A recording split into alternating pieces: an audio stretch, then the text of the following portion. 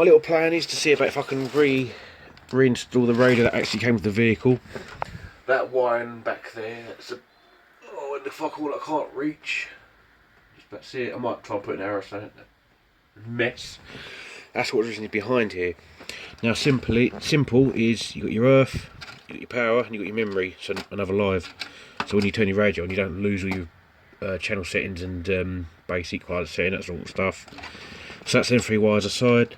You've then got this wire, which is your remote control for your amp if you install one, and followed by 8 wires, 2 of each, obviously for your speakers. Like that, nice and simple. Which obviously I'll only be using 2 of those. 2 speakers, so obviously 4 wires will be required. No messing around. Simple electrics there, which I could probably mess up. But anyway, this is the original wiring of the vehicle, which hasn't been molested, which I'm so pleased about. I'm basically just ignition off, seeing, was it? I don't think you see that light.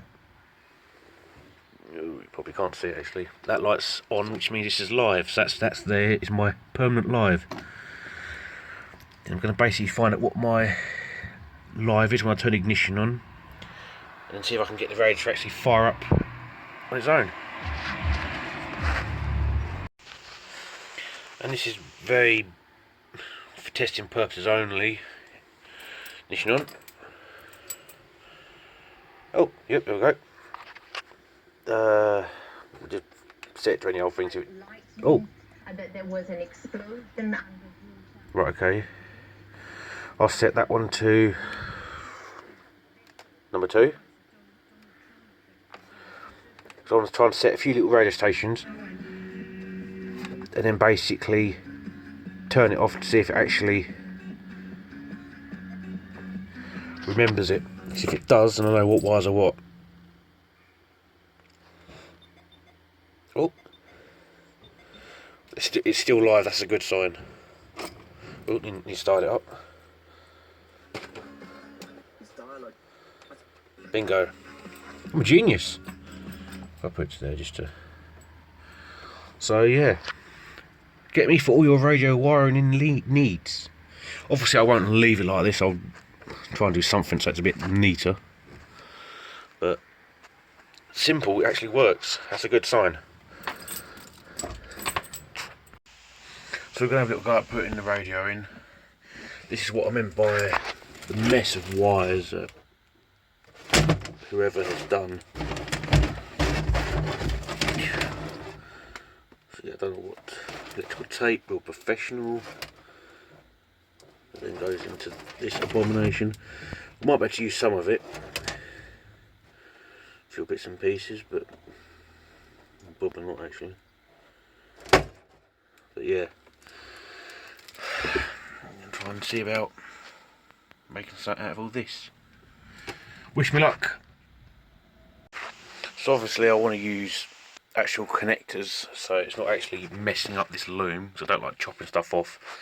If I can make like little plugs into like a miniature loom to plug it, literally like a plug and play. And as you've got the standard connectors here, I do apologise, I can't think what these are called. That's a female spade connector, sorry, with a sleeve. And I think these are like bullet ones, like stock ones. If the camera there I can focus.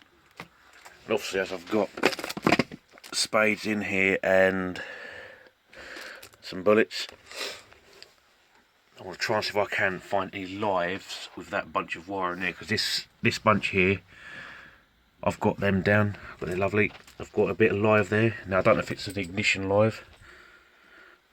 It's a permanent live. Right, okay, that's not what I'm after, and that colour is a brown. Yes, I know it's not very professional doing it like this, but that's my ground. That black one. So obviously trying to find anything I can actually get a bit of life out of. So I can have the radio on one sort of circuit and my cigarette light on a separate, or 12 volt power outlet on a separate circuit. So if anything ever happens, I've got different fuses that blow. Well, that's the plan.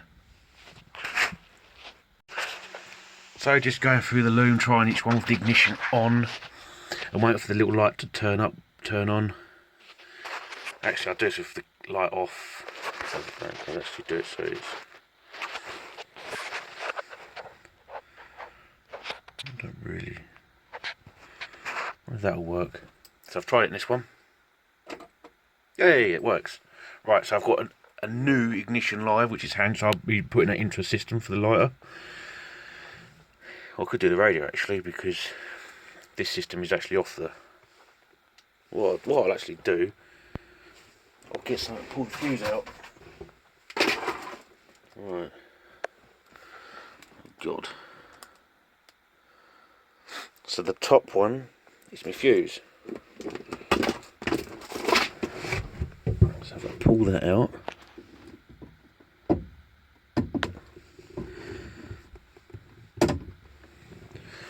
right, that's still live. If I put this wire into, I'll put the camera down, in one of these, if the system's dead, then I know that's me cigarette lighter one. I've pulled out the wrong bloody one. It's the one underneath I need. Oop, dropped it, it's all going wrong. Stay tuned, I'll probably end up burning this thing to the ground at the rate I'm going. Put out the wrong fuse and wonder why it's still live.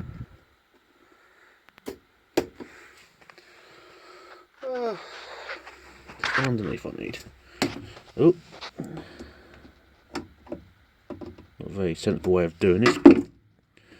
It's for testing purposes. I have dropped it in a load of water. Put that there. Right, the thing's still live. So I'll try it in a separate into that loom. Then I actually identify what the actual one is. This is a laugh, isn't it? So, for future reference, if anyone has their vehicles as one, they probably won't. That black wire is your ground, and that purple is your live. Ignition is on, fuse is out. I'll put this in here. I don't know if the camera can see us while I touch that in. Put it won't. If I put it like that, it comes alive. This is really difficult. I need to set up some sort of rig.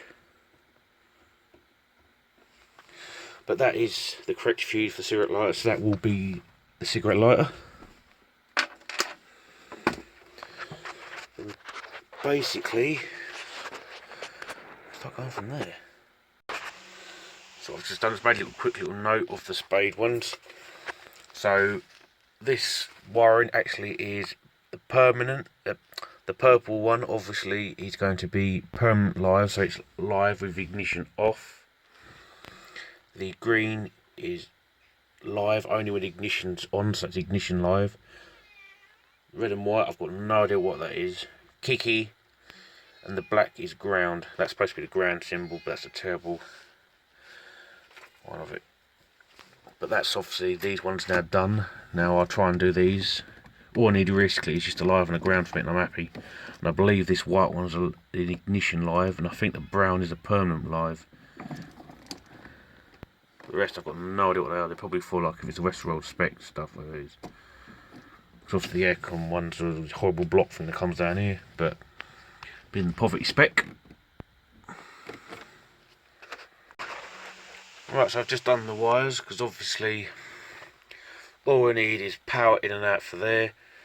For the radio, I just need a constant live for memory, a remote live, and an earth. And that's that loom done. And luckily what I have here, according to this loom in this vehicle, because obviously every vehicle is different, the spade connectors, purple is permanent live, green is ignition live, so it only comes on when you turn the ignition on. When you turn the ignition off, it kills the circuit, which is perfect, and black is ground. Bullet connectors, these ones.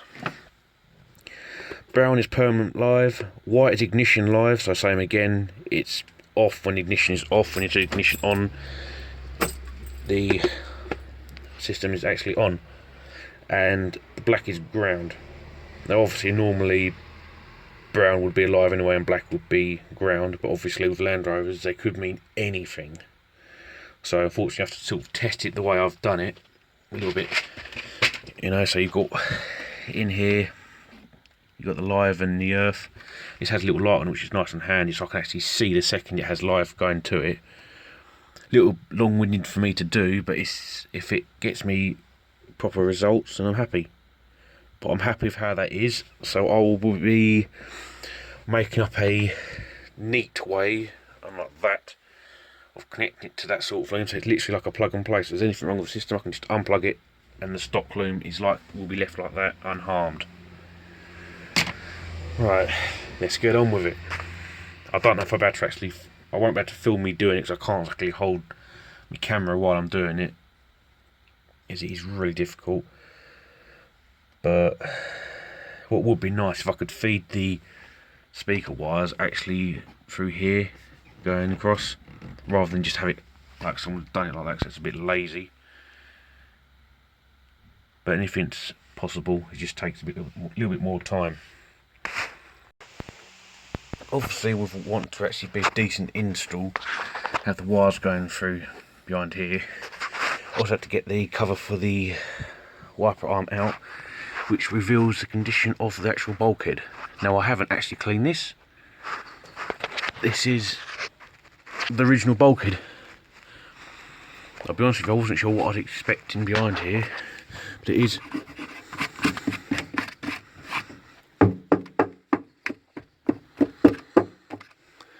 Nice and clean.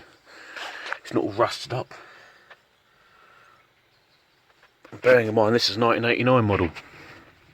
It's in really good nick. Worst bits is just the footwells, which are being done at a later date.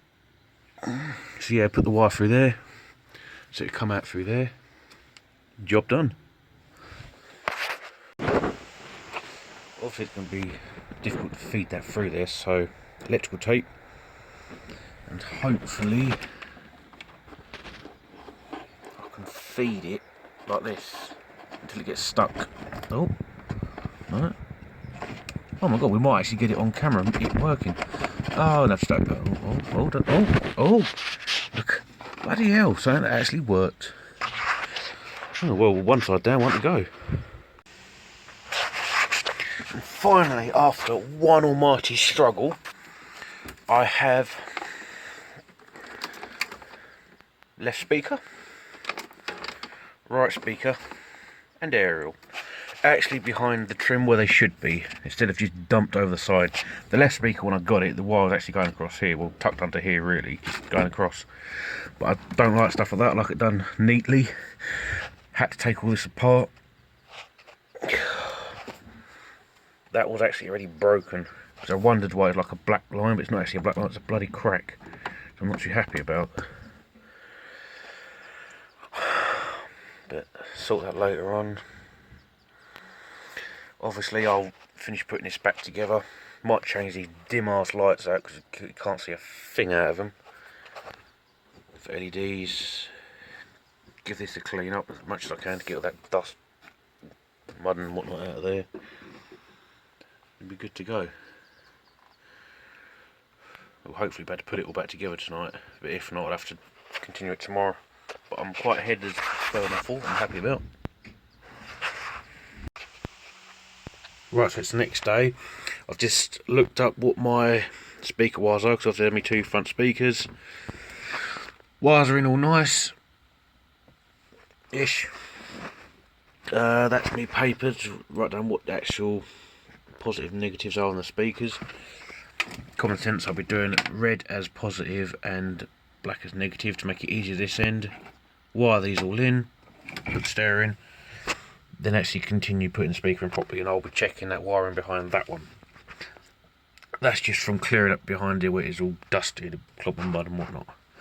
So, oh, also put a bit of tape on these ends, because obviously these wires aren't needed, so don't accidentally like ground out anything, etc. So I'll be getting on with putting this all together. That is officially this end my front left speaker installed. Obviously I've only got the two fronts. I'm not really going to bother with any rears unless I put a sub in, which is I don't like, because it's a bit Gary Boy, which I'll probably end up doing anyway.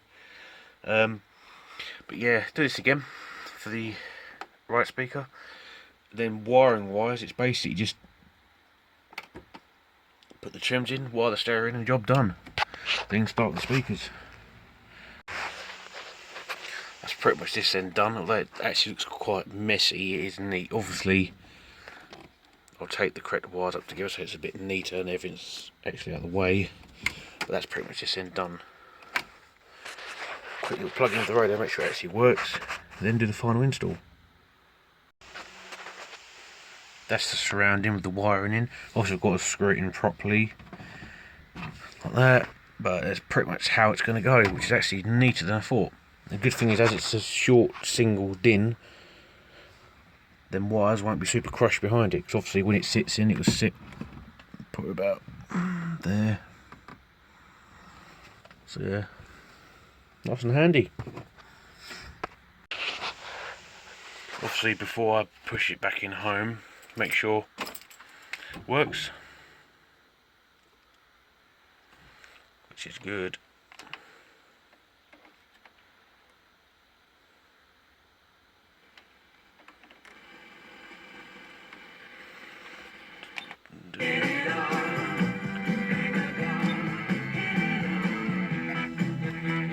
T-Rex. Wait for the beeps.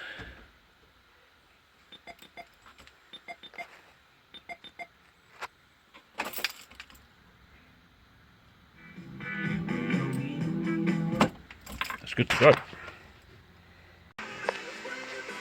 And that speaker's now in all done. What I've done was I put some tape around the connector so it didn't, in case it somehow chafed on the side. That's all in properly, up the correct way. Whenever you put a radio in, obviously make sure you've got no wires in between actually being pinched. Because obviously we all learn from our mistakes. But that's basically this speaker done. The radio's in. I'm going to take that speaker out because I don't know if it's even up the right way. I can't see from here. Don't know. Take that speaker out, check the wiring to make sure it's actually wired in correctly, and then the radio's done. Now the 12 volt power outlet has actually arrived. I can now get on with putting this in properly, so it'd be radio and that all done. So obviously matching up the correct wires, positive negative, to the correct positive and negative. Nice and simple, job done. But there is the wires in. All nice and neat. And obviously it's done so that nothing has to rub against the chassis and earth out, etc. Put that in, and then this bit up front will be basically bolt up and done. Right, that is all in. That is all done. Obviously these are just for show for now, but we'll probably use them for something. But I now have my 12 volt power outlet, or cigarette light you want to call it, and I have the USB. All nice and neat. So ignition on, radio. And bit condensation here. To do everything we possibly can to stop them from spreading. Wait for the beeps. And that is the radio and cigarette lighters done. Mission accomplished.